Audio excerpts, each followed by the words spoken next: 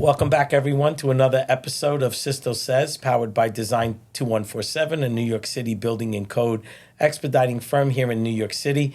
I have the pleasure to be with Matthew Mueller of PBDW. Matthew, thank you for coming in. Thanks for having me. It's a pleasure to be here. Oh, it's great to have you. You know, our relationship at Design with your firm goes back a very, very long time. Long time, Yes. Over 30 years. Yeah. Sam White has always been a mentor to me. He's always been someone that I always feel that I can call and ask questions, and I know he feels the same way about me because he calls me a lot and we talk about it. So Matthew, you came in, and we usually this is a very free-flowing kind of podcast. We don't have made-up questions. Yeah. It's not pre-scripted. We kind of talk about, and the reason why I think I love my podcast is because it's not pre-scripted, and I get to ask my guests to talk about something that they're passionate about. So I'm passionate about having the show, but so when I asked you the question before you came on the show, you said it really quickly, which was landmarks. Well, landmarks, properties, untapped potential in properties, and it doesn't necessarily have to be landmarks, but it can be any property in New York City that has, untapped potential in it. And I would say landmark properties tend to have that more often than others. Agreed. And so I think the challenges around that, dealing with the Landmarks Preservation Commission, which they have a very important role in the city. And they do an incredible job. Yes, and then balancing that with zoning,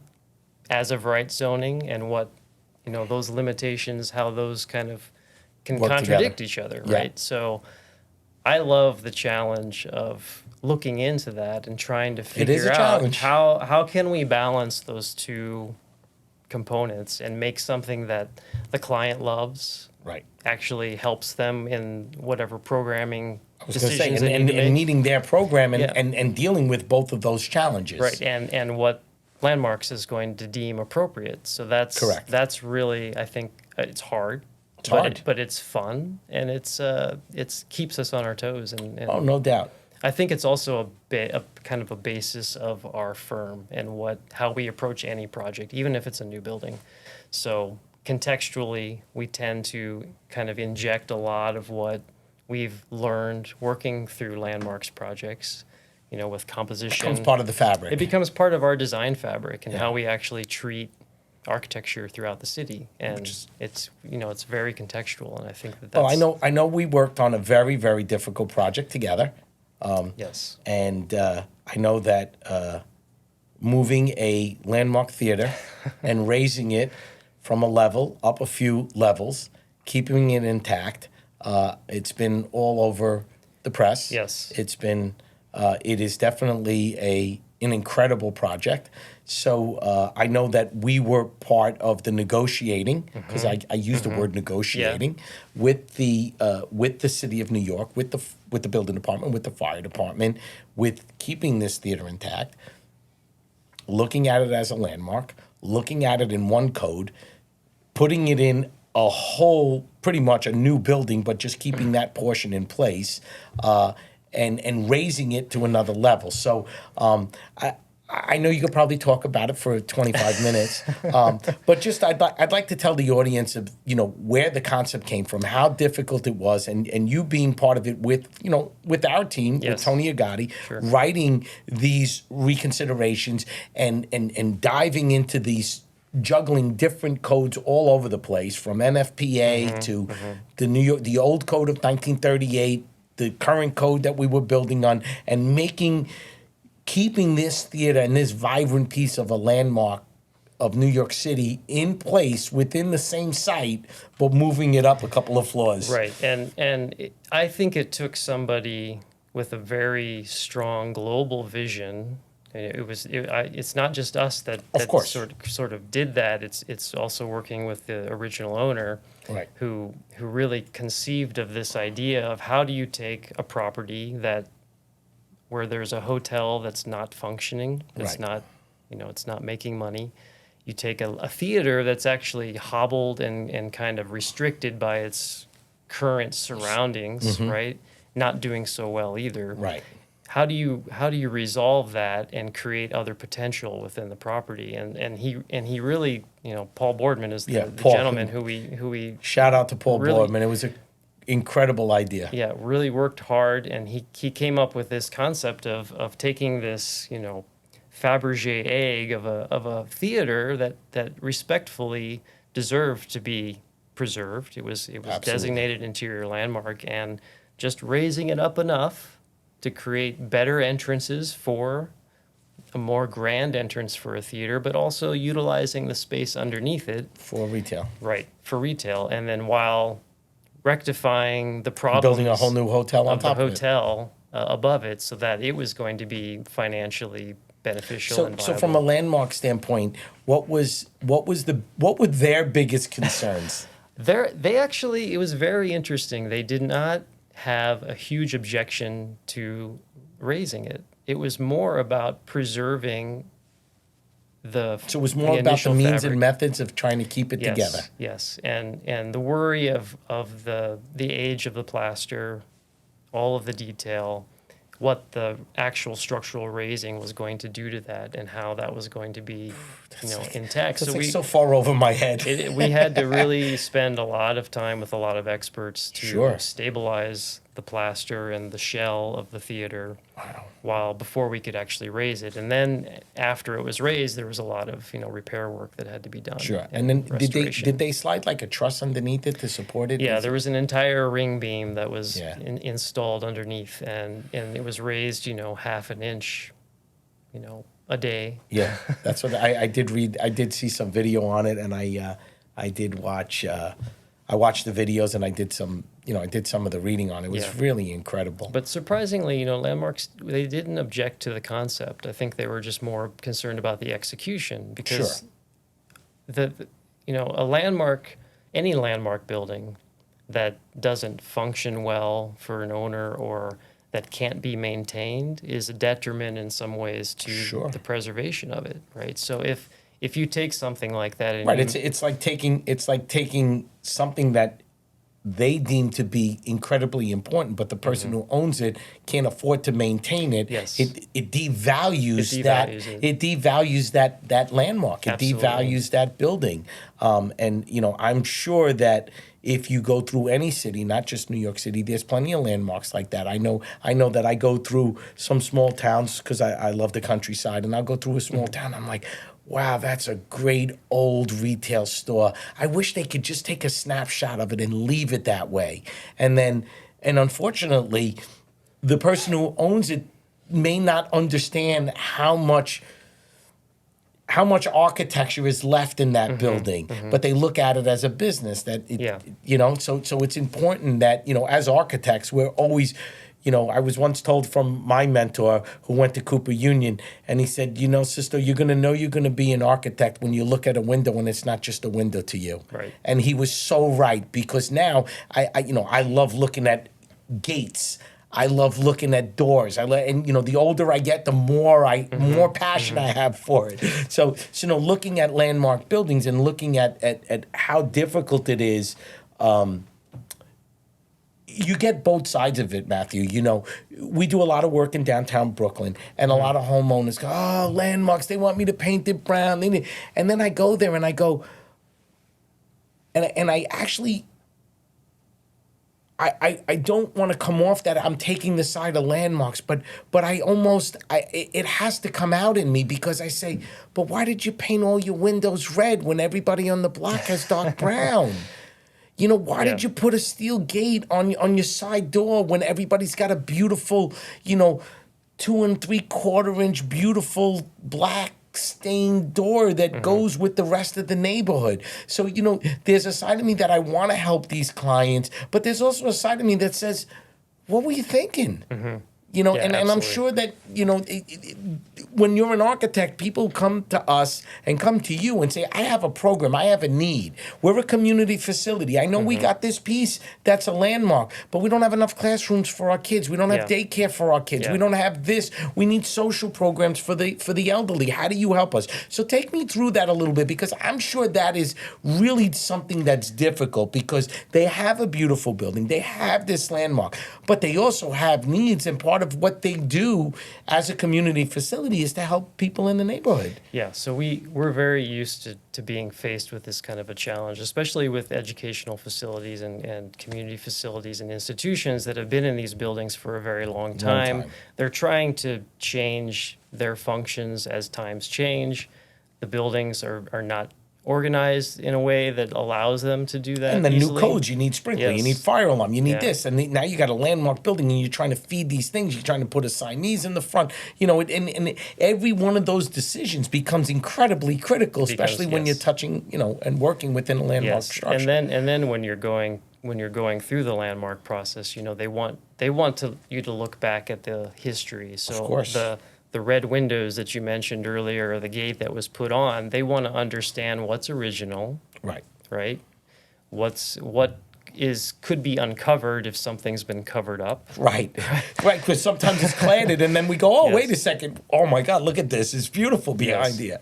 So it's understanding what was there, what's been done to what was there, Sure. what's left of what used to be there, and then trying to find ways to either replicate it or find ways to appropriately design a replacement or a modification that is programmatically useful for the client, and you know, find ways to mitigate those arguments. Yeah, you know, and it's funny that, you know, sometimes you recall things, right? So we had a community facility building, and the community facility had complaints that they didn't have a way to get someone who was disabled into the building. The building had an elevator.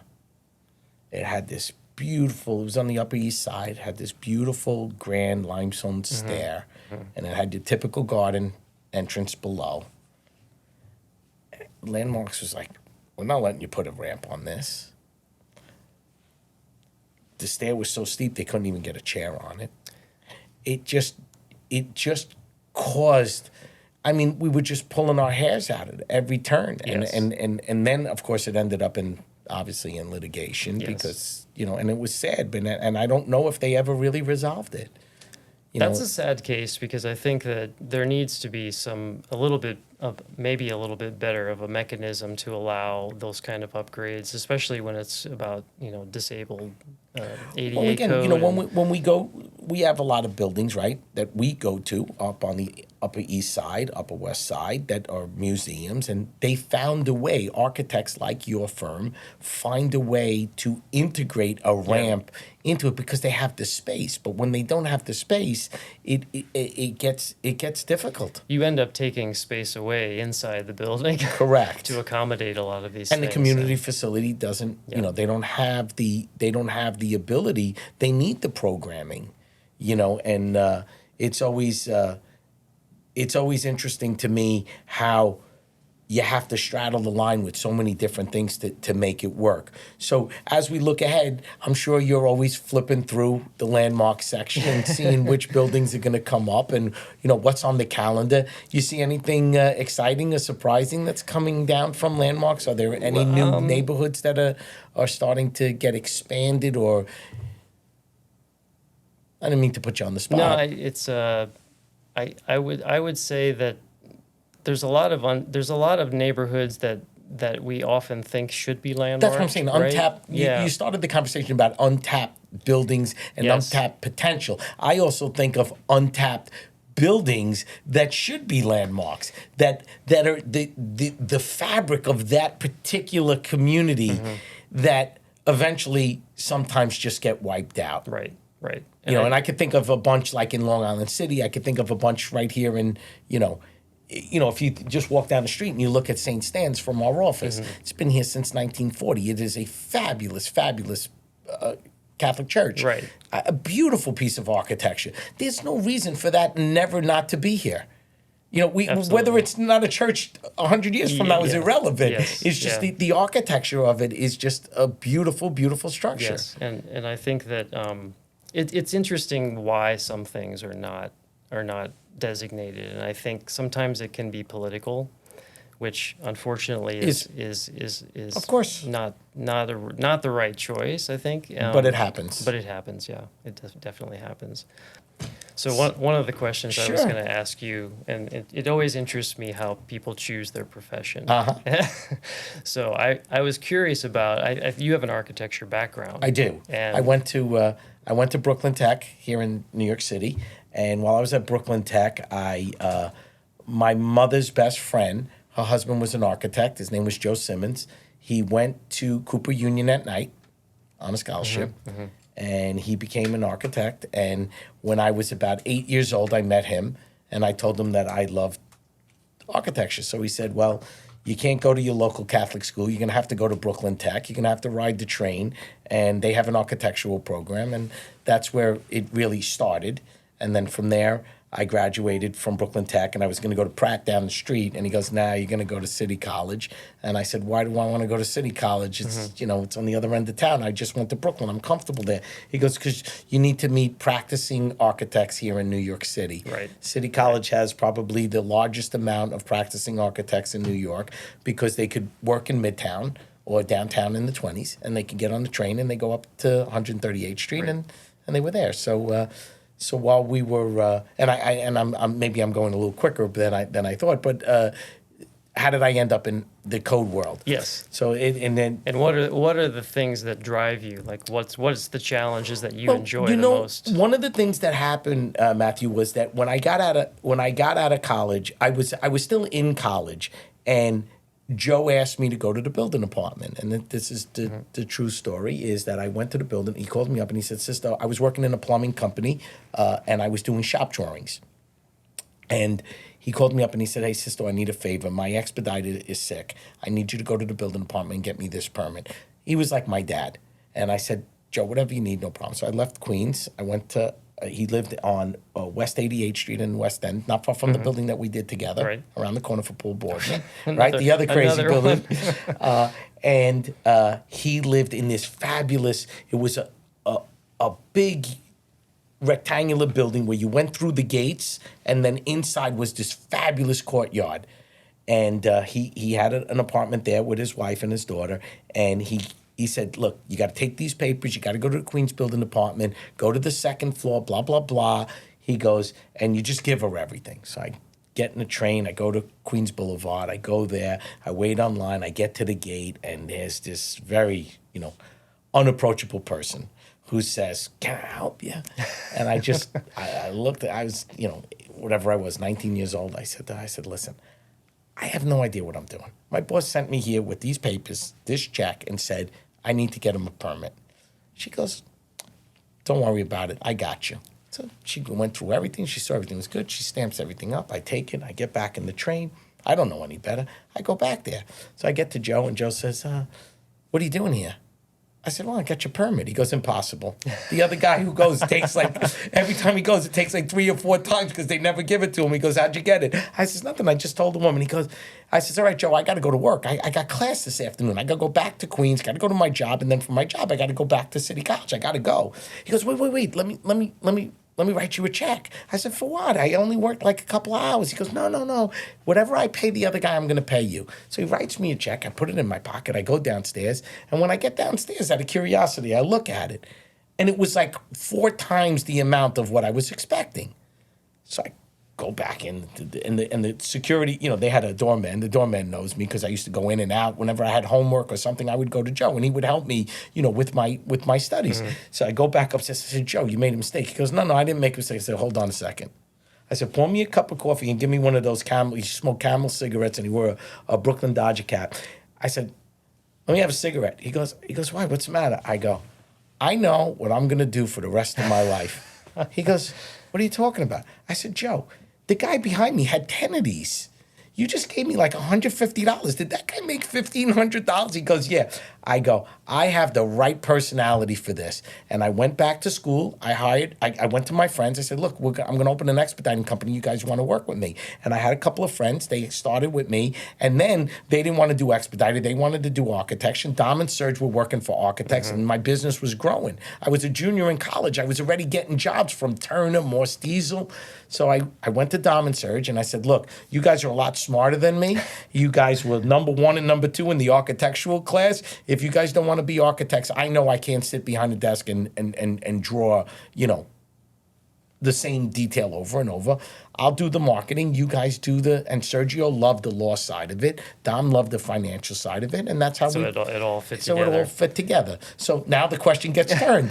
How did a gentleman who graduated from Kansas State end up in New York City? That's a good question. I had an internship here my 4th year in school with a great urbanist, Michael Sorkin, also a writer for Village Voice. And I came here just kind of on a whim and did my internship. Loved it. And what did you do? Were you writing? Were you? No, we were making models for cities. We were creating cities. You creating cities? Wow. Oh, because he was an urbanist, and yeah. he was a writer too. He wrote a lot about urbanism. I was going to say you can't be in that field without being a writer, right? But he was creating kind of conceptual cities, and one of the ones I worked on was in Arizona. It was kind of more of a retirement city concept, and I was building models out of solid wood on a bandsaw. We all did on a bandsaw. Okay, this one's going to be this tall. This is going to be this is the school. This is right. Yeah. You went through the whole thing, and I loved it. And I didn't get paid anything, and but I loved the city. I loved where I grew up in the middle of the country, very small town. Yeah. Very quaint. Yeah. There wasn't a lot of history in terms of architecture. Right. Right. When I came to the city, that's one of the things that I fell in love with. Just start walking around. Just walking around, the density, right? The uniqueness of all the 16-foot wide building in the Village, and then this huge, then you're looking up at the the Pan Am building and saying to yourself, oh my God, yes, we went from this little landmark to that, right? Which can be a problem when you're trying to have kind of some cohesiveness, right? Well, but that's what makes it special. Yeah. But that's what I fell in love with, and I went back to finish my 5th year. Took a jaunt out to LA for a year. Wasn't really all that in love with it, and then found my way back here in New York City. Great. And then so you've been here a while now. Been here since '96. So. Oh, good for you. Yeah. And do you currently live in Manhattan? I live in Brooklyn. Oh, you live in Brooklyn. Brooklyn's got a lot of landmark, a lot of great buildings. Yes, it does. It really does. You were asking, about the areas. I think what's interesting is that it seems that in landmarks designations, it tends people like I think communities and the landmarks Preservation Commission sometimes I think focus too much on a community. That's my groups point. Of buildings, and right. And it's there are a lot of individual landmarks. I say that because I grew up. One building I always admired from my whole life since I was a kid. I was probably 5 or 6 years old, and my parents. I lived in Astoria. We'd drive along the water. We'd go underneath the 59th Street Bridge. On the right side, there's the Con Ed training facility. And there is a brick building there that was probably built at the same time that they built the 59th Street Bridge. It was probably some kind of auxiliary building where they, kind of thing. Whatever it was. And finally, I saw it about 10 years ago that they finally made it a landmark. But it was abandoned from when Dom and I used to drive to Brooklyn Tech. We used to go through Long Island City to avoid the traffic on the BQE. And we always said, oh my, and I am sure that there are so many of those hidden gems throughout New York City. And they're not just in Long Island City. And they're not just in Clinton Hill. And they're not just in, Staten Island or, along Central Park or, they're everywhere. They're in the Bronx. Yes. Yeah. They're in Queens. They're in Staten Island. They're just everywhere. And like you said, that's always been a piece that I agree with you on, whereas they concentrate on, well, you're in Forest Hills and you're off of Austin Street and there's this 8-block radius of all these beautiful old, homes. Yeah. Beautiful. 100% that, like, to the city, that should be a landmark. But that doesn't mean that if you drive 10 blocks away, there's not that hidden gem or that synagogue that was built, in the 1900s that's just absolutely beautiful that you don't even pay attention to. Right. And it takes an owner who's really cognitive of that importance Sure. of their structure. Right. Because they can't look at it as a business. They got to look at it for the creativity and then the beauty of what it is, the piece of architecture it is. So if the owner doesn't have that initiative to try to have it landmarked, right. A community can band around it and say, yes, this is something that should be landmarked. But if neither of those two things happened, I think it becomes difficult. We did a project. And when we were putting our brochure together for education, the person that was helping me put the brochure together asked us a question. And it was all like, it was a school on the Upper East Side, and it had all different landmark buildings, and they were townhouses, and they were doing all these things, and the program didn't work. And when they asked me to describe the building, what was our role in it? And, I remember speaking to Sergio about it, and we talked together about it. And the difficult part was the architect had to design it. We had to file it and get it approved with all kinds of, ratings and walls. And they were trying to take these 3 buildings and make them one building and do all these things. And then it hit me that we were doing this while constructing it while kids were still in school. And the complexity of moving the children around, keeping them safe, working with landmarks, working with the building department, working with the fire department, keeping an active fire alarm. And then I said to myself, boy, thank God I'm not the architect. Because I didn't, when you're filing it, you're looking at it as a piece, right, Matthew? You're like, oh, okay, well, we got to get the fire alarm approved. Well, we have Johan, who specializes in the fire department. Okay, well, we need to get the sprinkler approved. Okay, well, we have, Savita, who's working on that part of it, and she's working on the Alt 1 part. Then we have a different division that's working on the plumbing part. And they're all individual pieces. But when you looked at it as a whole, and you said, well, wait a second, they got to put a new stair in. Oh my God, this is like, and they want to bump the back of the building out. So now it's a landmark building. Okay, how do we match the brick? How do we, and if it was just a regular SCA job, okay, it's just this brick, just put it on and we'll put a stair on it. Now, the architect's thinking about the riser, the tread, the handrails, the this, the that, all of it. Because, it may be a landmark area, but they also have to preserve that history. The stair on the other side really wants to look like this stair, even though you don't want this stair to be super modern and that one still, so it was like. So going back to one of your initial questions about you're working with the community facility in a landmark building and they need to expand. How do you mitigate that? How do you figure that out? Well, I think part of it is trying to step back, look globally at what they're trying to do, a lot from of times, a programming standpoint. From a programming standpoint, and talk about a master plan, right? So that maybe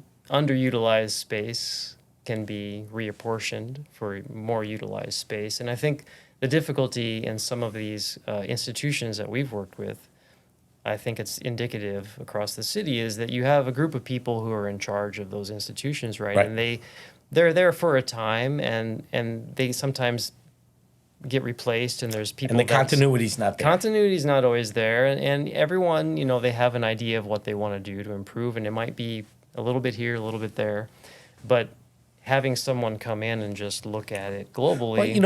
Well, we get hired quite a bit from your firm, as well as some of your competitors, especially in the education side, to assist them with a master plan. Right. And you say, well, why would an expediter or a code consulting firm be part of that team? And the reason that is because when they look at something and they say, wait a second, you have these offices here. You got 2 people and 600 square feet. we could take these two people, move them over here, and we can recapture this because you said you needed a new classroom for art. Okay, sounds great. Oh, just pull the office. But wait a second, we changed occupancy, right? Now the ratings don't work, the doors don't work. Yes. But yet programming it is great. The person says, okay, take point A, move them over here, move them over there. Oh, great, we're solved. No, it's not solved. How do we get the sprinkler in there? How do we get, the ratings in there? How do we get everything to flow? So, I think that a lot of our clients, because we are blessed, like your firm, to have phenomenal clients. Yes. Right? We work with a lot of great schools. We work with all the universities, and one of the very first questions when they come to me, when they ask us for a price, I always ask them, is this part of your master plan? And when they say no, I already know that this is a stopgap, that they need something now. Whatever triggered it, right, Matthew? Whatever it was, the architect came up with a stopgap and said, look, you got this enrollment, you need this space, but this is not long term. Right. This is a stopgap. Yeah. But when Packard Collegiate comes to us and says, we got a master plan done and this is what we're doing, even for us, there's a sigh of relief because it feels as though there is a plan. Yes, and it's not a small move that's going to create a bigger problem later down the road, and that's where we try to come in and help, strategize that. I think when you're dealing, especially with historical buildings that have limitations as to what you can expand, it's really important to. And I think that a lot of those historical buildings give a sense of when you're in them, the grandeur of some of them with these big open stairs, that if you wanted to do that today, you can't. Yeah. So, but you're trying to preserve it. And sometimes by you tweaking one thing, you can lose that. And that is the biggest problem because the whole essence of the building and feeling that volume and feeling that space and seeing the beauty in it, you have to preserve that, but yet meet the needs of your client. Yeah. Very difficult. Very difficult. But with experts like yourself and a good contractor too, especially when you're talking about, a school that's trying to stay occupied. Right.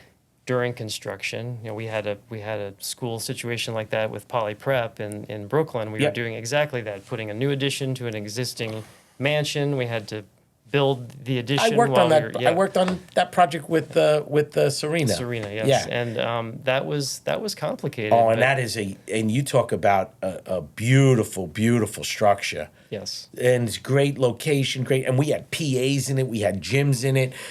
So when you look back, you don't really remember all of those projects, but when you have a passion for that, it really makes it so rewarding to see the creation of it, the concept of it, like the building we talked about in Manhattan with the Palace Theater. And you think of Poly Prep and you think of other projects we've done together where the concept becomes reality. And everybody's happy. Yes. Landmarks is happy. The school is happy. The architect is happy. The expedite is happy. The contract. Everybody at the end of the day, when they go to that day, when we get that TCO and the kids are in there is nothing more that can be as fulfilling. And, one of the things that I shared with Kimberly Murphy last week is that, one of the things I love to do is work on community facilities. I love the affordable part because I think that we're not only doing it because we're in business, but we do it because when there's a lot of great feeling of accomplishment that you can see a family move into an affordable building that would never have that choice. But we were part of that. And you asked me a really great question about how I got into expediting. And one of the things that I'm blessed with is that after 37 years, Matthew, I can drive around Manhattan with my family. My kids roll their eyes. They're in their 30s now and 20s. And they go, I know, Dad, you worked on that building, right? This one. And there's probably not a lot of neighborhoods that we didn't do something. And I think that's what makes it great. So always at the end of my show, I always have the same question. that I ask all our guests, and it comes from a good friend of mine, Andrew Peters from Curry and Brown. He's a cost estimator, and he has the hardest job in the world, which is he comes to architects like you and says, the client has a budget of $10 million. We want to do this. And he rolls his eyes and he goes, well, they better get some more money, because he has to forecast. Yeah. Today, it's a concept. 3 years or 4 years from now, it needs to be built, and the contractor has to build it in the budget and build it based on the drawings that Matthew's team puts together. But his saying is, in his world, he can't look in the rearview mirror. He needs to look forward. Right. So since we brought up landmarks today, I'm going to put you on the spot. Okay. What would you like to see as a visionary that Landmarks continues to do in New York City? That's an interesting question. I think that I kind of wish that Landmarks would have a little bit more of an urban design standpoint, so that, and what I mean by that, it's a little vague how I'm describing it, but I think with Landmarks there has to be an allowance of change, right? Obviously, because compromise, right? And I think I'll give you an example. My wife is from France, right? Where she walks down the street in New York, and she's very frustrated with how kind of unorganized some of the architecture is. Right, because it's kind everywhere. Of anything goes. And I always have these discussions with her about, well, if this neighborhood was landmarked, then it would be... Well, there would be more of a design standard. There would Let's be put it more that of way. a standard, yes. Right. And why is it that there's not, like, why can't anyone just go build something in the city and it doesn't look great, or it doesn't function well? Just walk down 52. Just walk down Diamond Street. There's all different kinds of architecture on a small little street. So why is it that there's not more control over that for the result of a more pleasant streetscape, or a more urbanistic kind of viewpoint about services, about how things are mapped out throughout the city? I get you. So I think yet on the flip side to that, you could go to a small town like where you're from and where I love to be, up in the country, and we go into a town and every house is white, every house has black shutters, every house has white fence, and then it almost gets like, oh my God, that's a little over the top, there's right? Just too much. It's too much. You're very right, but there's got to be that balance. I think there's a balance, but I think what I'm trying to say is it would be interesting if Landmarks was having more conversations with zoning attorneys and architects, and there was a little bit more of a dialogue, cross-connection dialogue. And I've always sensed that, and I think a lot of people in city planning, I think they feel that way too. Yeah, I really do, because like you said, you can walk down a street like Diamond Street, which is, obviously they're going through a major not a major upzone, but all of the old wood frame homes are being demolished, and there's one brand new site across the street that's all black brick, and then there's a red, yellow, and modern glass 4-story, and then there's a terracotta facade on another one and a metal facade on another. And some people say, well, it's eclectic. This is great. Yeah, It's different. It's individuality. Right. But your wife looks at it and says, why is it so different? Why can't it be a little more congruous, a little bit more, contextual, and I agree. Yeah, so it's a balance, but like in a construction project where you have an expediter, you have a contractor, an architect collaborating. Right. It would be interesting, I think, if some of the city organizations were doing more collaboration, cross collaboration. 100%. Well, this was absolutely great, Matthew. You're the first guest that we had that brought up the topic and the discussion of landmarks, and it's an integral part of what makes New York City great. Yes. I think it makes every city great. Yes. I'm a little biased to New York City, but when we leave New York City and we go up to Boston and we go to Chicago and we go to Philadelphia, there's always great landmark buildings, and we should be extremely grateful that the AIA and landmarks and all the architects throughout the country preserve these great buildings and these great sites. Yes. And I think that me personally, I'd like to see more like yourself in the individually, not just full neighborhoods. And I think that would. I think that would lend itself to other architects embodying that structure in that little block Yes. versus it just being. But this was great, and the good news is I had my first repeat guest, Ashley Thompson from Capolino. She came in to give me an update on zoning. So I'm going to put you on the spot. Okay. We're going to have you back. Great. We're going to come back and we're going to talk about landmarks in 2024. We're going to pick a couple of sites that maybe did get designated, and we're going to look for your opinion Okay. to tell us. Love to do it. It was great. Appreciate Matthew. it. Thank you. Thank you. Awesome.